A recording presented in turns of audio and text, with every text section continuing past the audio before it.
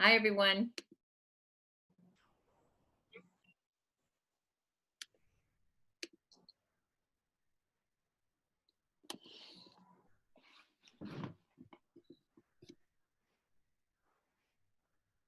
So that's why I actually had that summer school. We would have students for it, but trying to get everybody to use the same list is, usually a little tougher. So we'll see. Okay. All right. Chris, thank you so much. I will call you back. Together. Okay. All right. Thanks, Chris. It's a state thing. Okay, so they Yeah. My screen. Hi, everyone.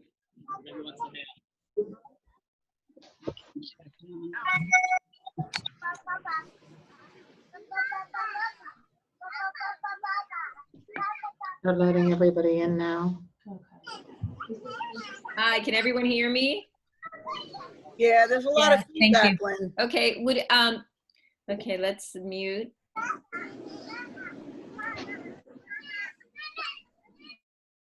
Okay, would everyone make sure you're on mute? Thanks for joining me today. We've got a lot of folks here.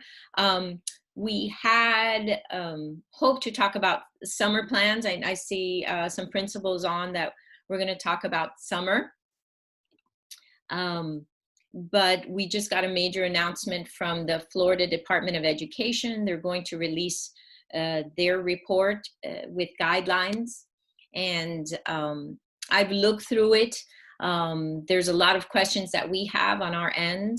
Hopefully, Mr. Arza will join us and he can answer some of those questions. But I will put the report on the Alliance website. I believe DOE has put it up already. If not, I'll make sure that you all get it at the end of this call. Basically, it talks about opening in steps. And one of the things that the Department of Education is recommending is opening in the summer for summer enrichment. And that's something that we've all talked about on this call. So it talks about that. It talks about the CARE Act. And as far as I can see, there's a $212 allocation, a per pupil allocation. That is just with CARES Act. The report from DOE also talks about enrichment programs that the department is recommending. It's talking about teacher professional development and all sorts of things, but there's no dollar amount with those. There's a lot of talk of funding going through the LEAs, and that's something that is top of mind for us because we want to make sure that that translates into actual dollars for you all. So that's something that we are continuing to have conversations with the Commissioner of Education, with the Governor's Office, and everyone at DOE.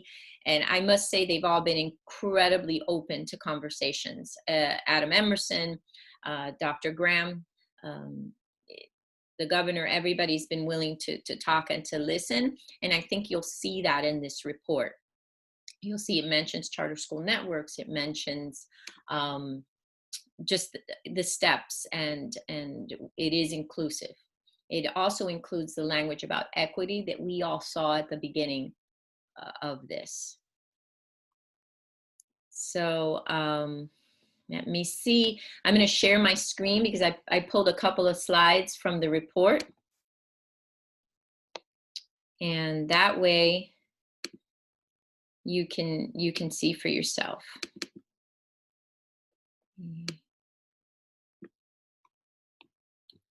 Okay, so this is the reopening, and it like I said, it takes it in steps. It's this document is 143 pages, so it's a lot of information, and it's not just K-12, but it's the early learning and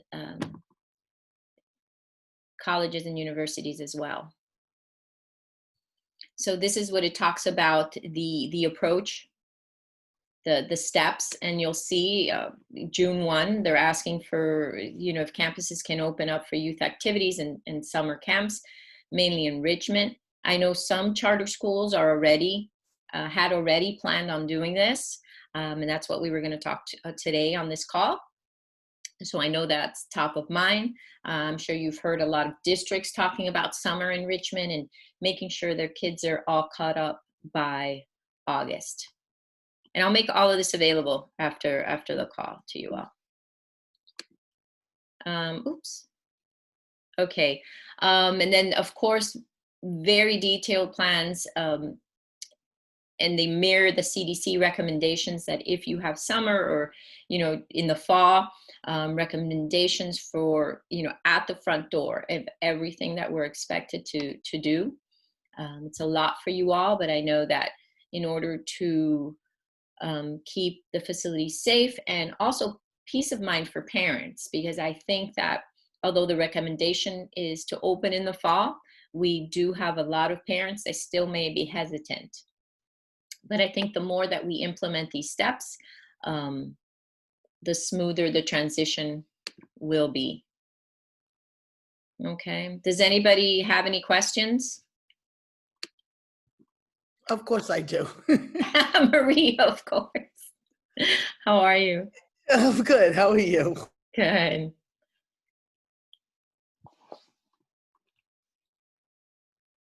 Wait. Marie, I'm sorry, I didn't hear you. I'm sorry. I'm looking at this, Yeah. and I'm seeing that if the slide before said a full opening in August, or that's what it looks like. So, Yeah. So the first thing they talk about, okay, step 1, June, open up campuses. I don't know about other schools. I think many of us have already, well, we're all starting our summer programs on Monday, and they're all virtual. Okay. So, changing it now at this stage of the game is an impossible. Oh, of course. I think that, clearly flexibility has always been a part of the conversation. Okay. And I believe if you're still doing virtual and if you believe that that's the best way to provide enrichment for your students, I say keep on doing what you're doing. Okay, but I think that the department is looking at the gradual steps and probably implementing almost like testing the waters.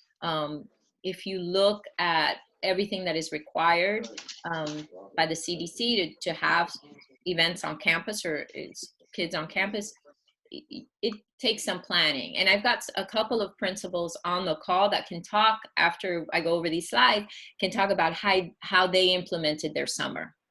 And you'll see the temperature taking and the masks for the kids and the Purell station. So we can talk about that, Marie. Right. Okay. And then step 2. Yeah. All right. If you just, step 2, more kids on campus in July. And then step 3, open campuses at full capacity. But you can't open campuses at full capacity for a traditional start if you have to social distance. Right. But you'll see when you look at this, all the recommendations that they have. Okay. Lynn? Yeah. Will the parents who have children who are high risk, or the parents who are uncomfortable, be able to opt to keep their children home and continue? Yes, and there's information about that, Erica, because that's, I think, a big concern for all of us. And it does talk about families have to make that decision in partnership with their doctor. Perfect. Thank you. Okay, I think if from the beginning, the Commissioner of Education said flexibility, compassion. And that's a big part of this. This continues to be, the surveys that Florida schools have done, and on a national level, we do know that there are still parents who are uncomfortable sending their kids back. That being said, the state does want us to start moving towards opening. And I think these guidelines will help you and your teams look at that, and also look at the funding that's available. That's important. And everything that you'll need to take those steps. And Lynn, this is official as of now, right? This will be released. I just wanted to give my members a heads up, but they said by 12 o'clock they would release it. But I know you all have a lot going on. So that's why I said, let me send this major announcement message, and you guys can have a quick peek and be ready to digest this. All right, thank you. Oh, but there, did it give you a section number? Okay. So I'm not going to ask if there are any more questions. I think there's probably a million questions. Everybody has questions, so do we. But I wanted to let you all know that this document is out. It is top of mind to us. If you look at you'll see the CARES allocation is $212 per student. But then there are other programs that they talk about, enrichment programs and professional development for teachers. And we're just going to keep on talking to DOE and making sure we can get some very clear definitions of what that means. I know that's very critical for you all, because I don't want this to be similar to a federal grants program where we don't see anything, maybe just an invitation to a workshop. Okay, so this is top of mind. I would like to turn it over to George from Somerset Canyons. If he's on, are you still on, George? I am here. So George, I had already, even before this, I had talked about and got approval from his board for doing a summer enrichment. So I thought you could hear from one of your own of the steps he's taking, his team is taking to ensure, to reduce risk, yet offer enrichment to the students. George, would you like to take over? Thank you, Lynn. Thank you. There are two different phases of what we're doing. One was to have our student athletes on campus for some conditioning, strength training this summer. And that was approved by our board just a couple of days ago. And we will begin next week with some of our athletes. Everyone, and we're following all the CDC guidelines. Our coaches, I met with our coaches yesterday, and we gave them a full rundown of what needed to be done. Such measures as having the students in groups of 10 or less in the weight room, practicing social distancing, cleaning weight equipment after it's being used.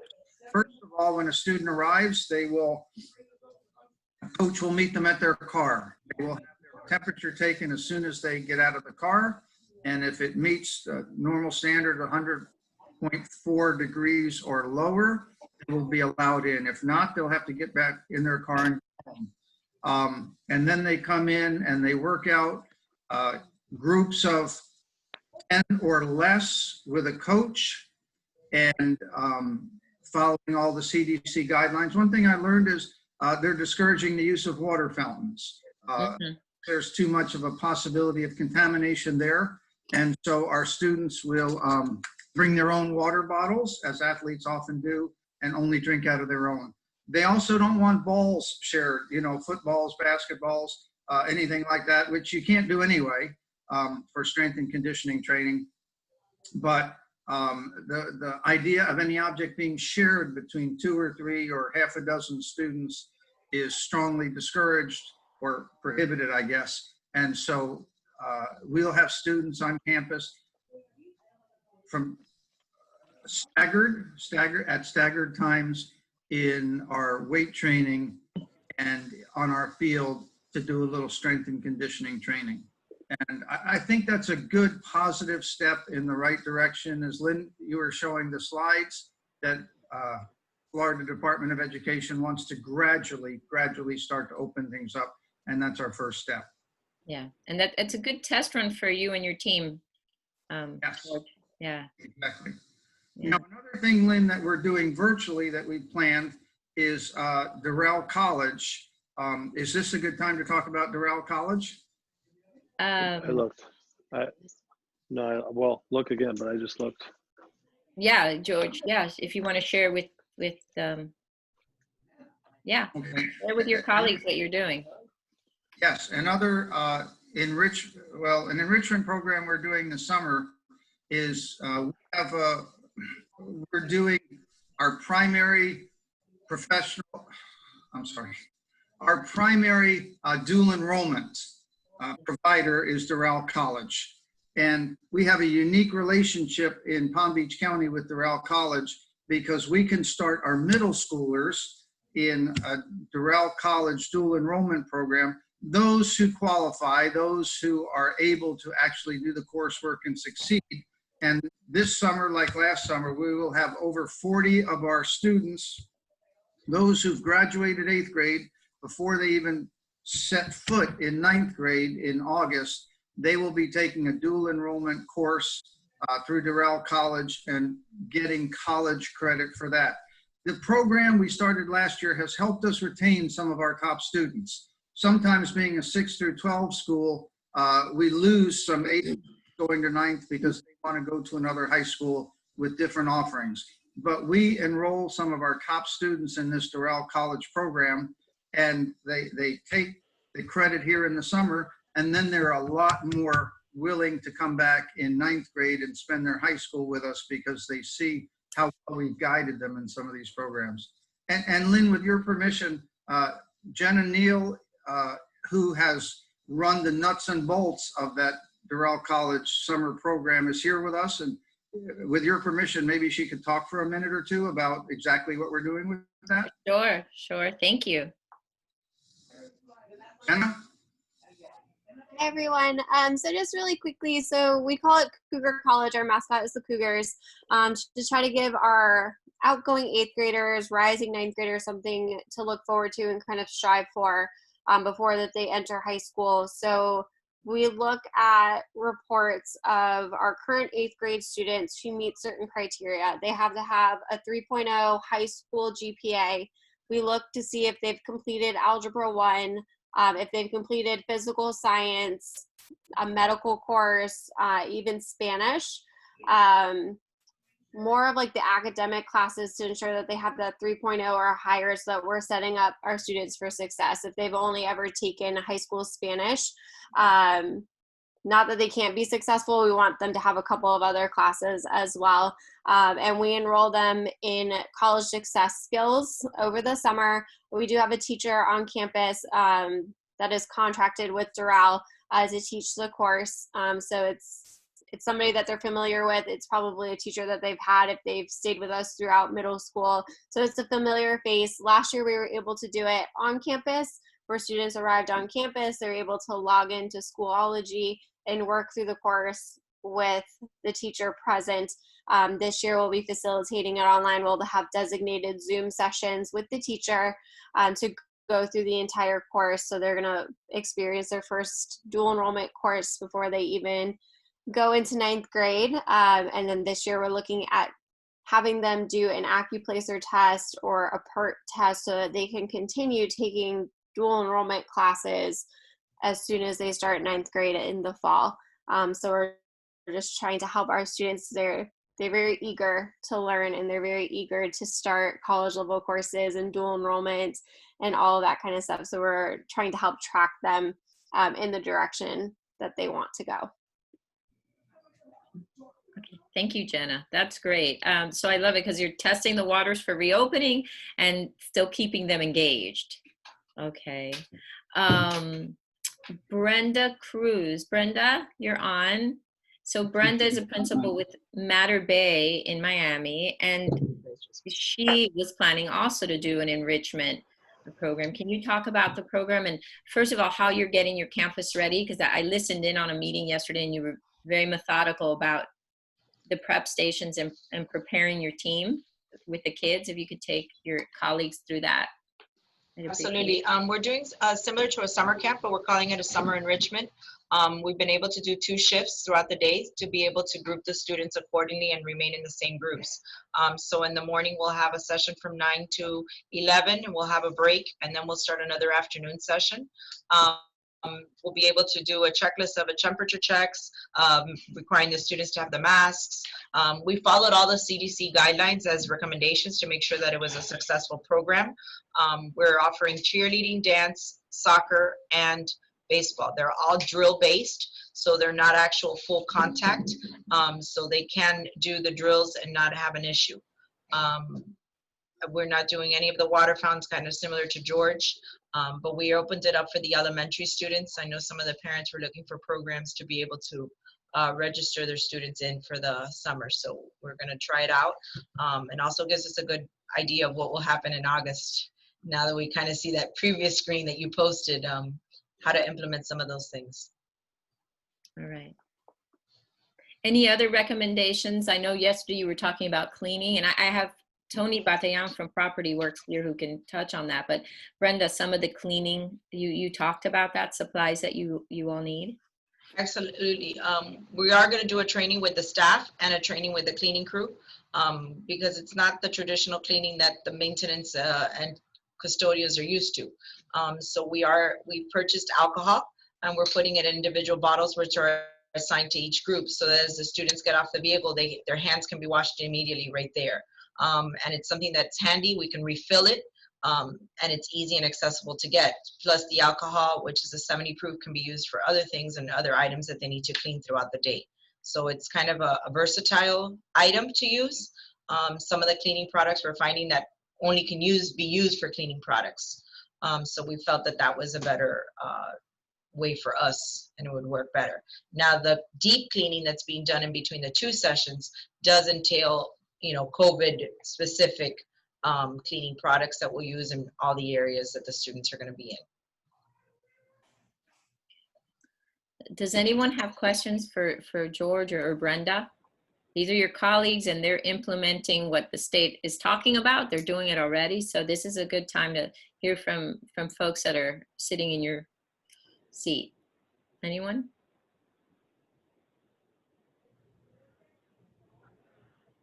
No? Okay. So I have Tony Batayan from Property Works is on. Tony, do you want to add anything about these steps, the cleaning steps or the prep steps? I know your company's been looking into all of that, all the CDC requirements. Thanks for joining us, Tony. Thank you for having me. And thank you guys for taking the time. Yeah, we've got quite a few programs in place. In particular, one of them, we are setting up foggers inside the schools, right, for the janitorial staff to do either, depending on the amount of events you guys have, either daily or weekly throughout the school, right? This is done with a CDC disinfectant, which assists and increases the level of cleanliness within the school, right? Doesn't take away from the hand wiping and all that regular cleaning that's done. It's just an addition. It reaches places that normally aren't clean, maybe bookshelves, legs to a table, chairs, TV screens, etc. If you have any questions or anything you need clarity on that, we're currently doing it. We work specifically throughout South Florida at all the Brayman car dealerships and a number of other facilities that we're doing that at. So if we can help in any way, help you develop a program to put maybe sanitizers in place, find sanitizer, right? We've got actual distributors that have it, can get you the dispensers. We can get refillable dispensers. I mean, all these things were taken for granted before, and they've become quite difficult to obtain now. So if we can help in any way, if you need a suggestion, feel free to let us know. Lynn's got my information. I'm easy to get a hold of, and we can either go out to your school or help you out as best we can. Thank you, Tony. Again, Tony's with Property Works, and I know we're all, in the field of education, but now all of a sudden we need that health and wellness and preventative arm, and they are willing to help. They can definitely reduce that stress of having to find what you need. At the end of the day, our goal is to allow you guys to focus on two things, right? This is just one, like you guys didn't have enough things to worry about before. Now it's just something else. Yeah. So our goal is to come in and allow you to focus on academic achievement and student enrollment, right? If we're successful at that, we've done our job, right? We like to tell people, you take care of the kids, we'll take care of the building. So thank you guys. Okay, thank you. All righty. Anybody else? Is anyone doing a summer that they'd like to talk about how they've implemented their summer program or anything while you have some of your colleagues on? No? Okay.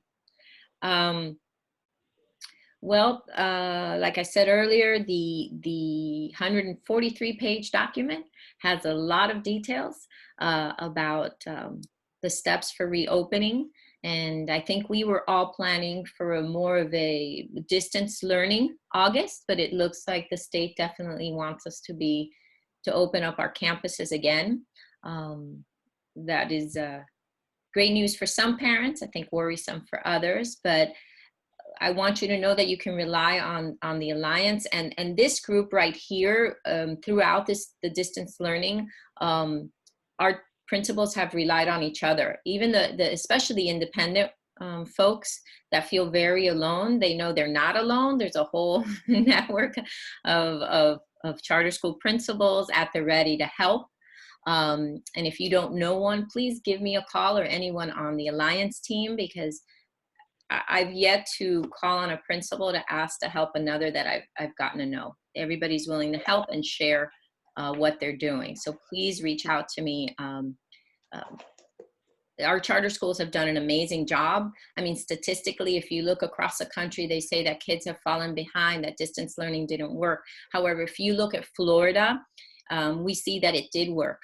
And I think a lot of that has to do with our charter schools. We've got 313,000 plus students that we've taught, and the feedback has been phenomenal of what you all have done and thinking outside the box, from delivering packets to homes to, I know teachers that were making daily calls and principals were calling homes and staying connected with the families. And that's amazing. And I think that that's what made this the difference.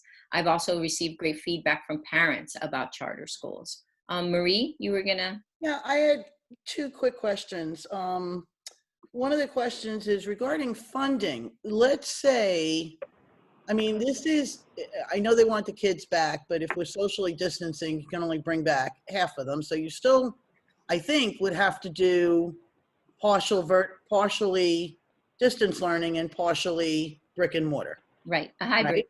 Yes. So let's say that there are children, and we've sent out our surveys and gotten back quite a few of them, and there are some parents that are going to opt to keep their kids home. Mm-hmm. All right.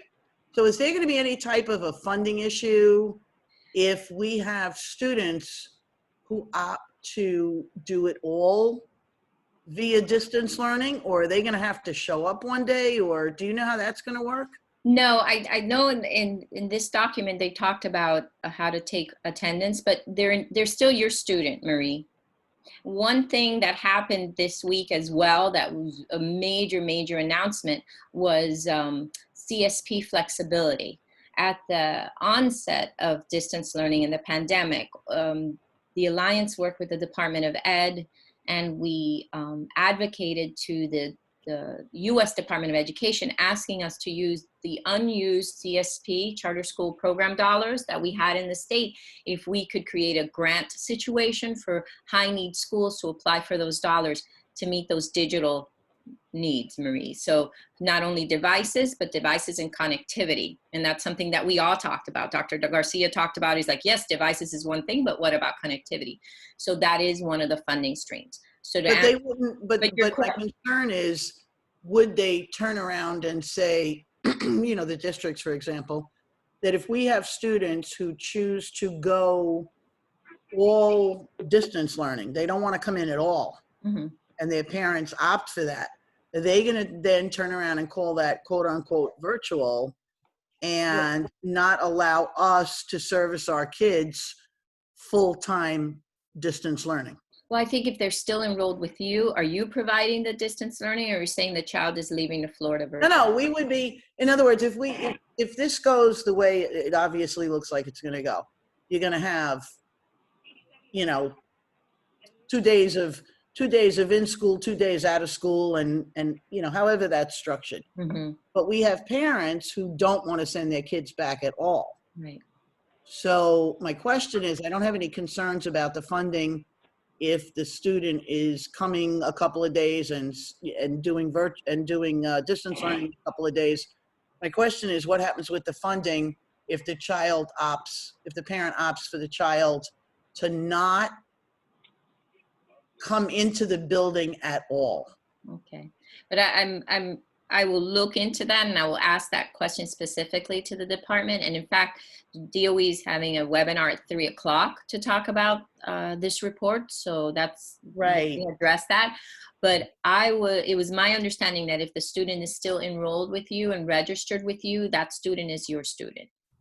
Okay, and then my second question is that as far as the summer program and doing part of it brick and mortar, you know, it's, you know, it starts Monday. And ours is all virtual. And you know, they're talking about July, but again, that's only 2 weeks from now. So it would be almost impossible to flip the whole thing around and do this. Mm-hmm. So is this a requirement? Is this a suggestion? No, I think these are the steps, and I think these are suggested. Okay, because I don't know. Not a mandated June opening. But I think the schools that were opening, I know Somerset Canyons, George who spoke, and the Matter School, I think they had been planning this before, and they received approval through the cities and their boards. So I think that they were planning for that. Okay, because Palm Beach has just had a giant upsurge in the number of cases. So, you know, we're a little bit leery of.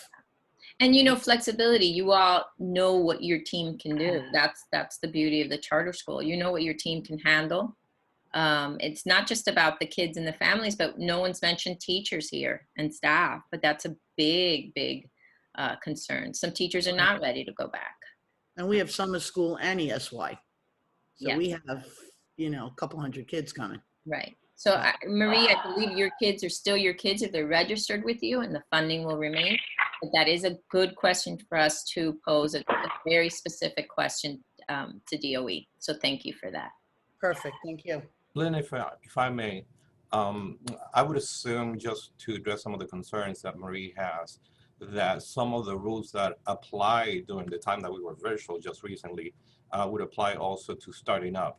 Meaning that there's different ways of making sure that a child attends, whether it's a child that is present through a Zoom session, or being at the school, or actually turning in work. That's another form of attendance. If the child is completing the work on a daily basis, guess what? That child has been in instruction. They're able to connect with the teacher, you know, because one of the things that I'm looking into, adding then cameras in the classrooms right above our smart boards, so that child can connect at the same time that we have a class present. So I think that some of those rules will probably still apply when we start, because again, there's got to be some kind of flexibility.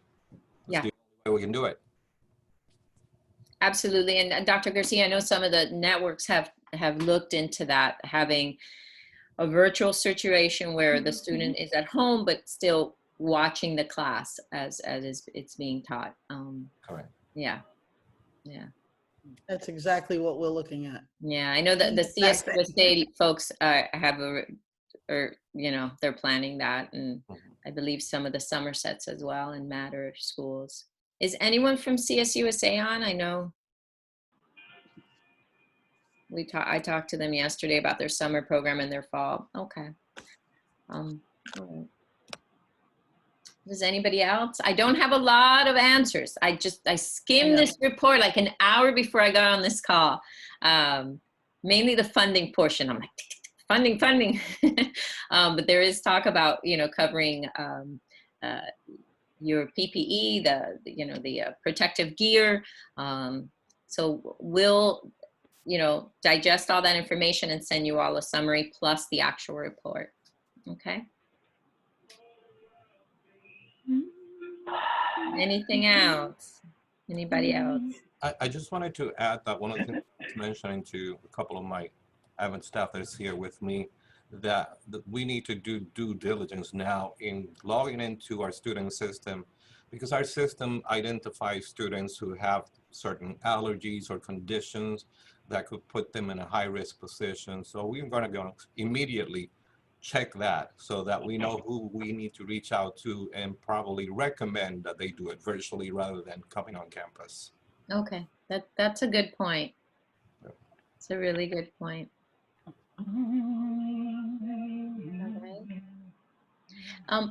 Brenda or George, were there forms? Brenda, I think you're the one who talked about like some parent forms. Like you spent a lot of time sending information to parents that are going to participate. Correct. We've done. He was talking about, you know, if a child has allergies or things like that. Is there a specific? Yeah, that's part of the registration packet that we sent out. When the time of registration, they would note all that on the registration packet. Okay, like a regular. Correct. Okay. And that would give us an idea of, you know, anything that they are allergic to. But, you know, a regular procedure.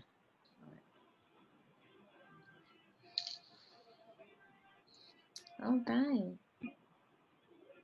All right, folks, I want to be respectful of your time. I know we've got a lot going on. Please watch your email for this report and my summary. And as we move along, please give us a call if you have any questions, if you have any doubts. Also, Dr. Graham, from the Executive Director of Independent Schools at DOE, has said a couple of times on this meeting, he's been a guest, that he's available. Adam Emerson is always available, so feel free to call them. But let's stay in contact and again work through this together. So thank you, folks, for listening in today and for all that feedback. I really appreciate it. Thank you, Lynn. Thanks, Lynn. Yeah, dirty.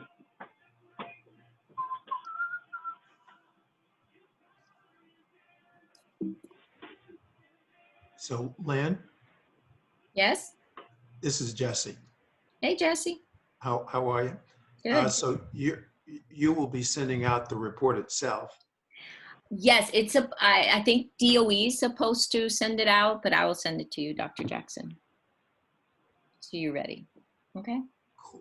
I'll Thank you send it very to you much. right now because Okay. you missed. No, okay. Thank you. Thanks for joining us. And I'll call you. I'll talk with you about some things as well. Okay. Thank you. All right. Thank you. All right.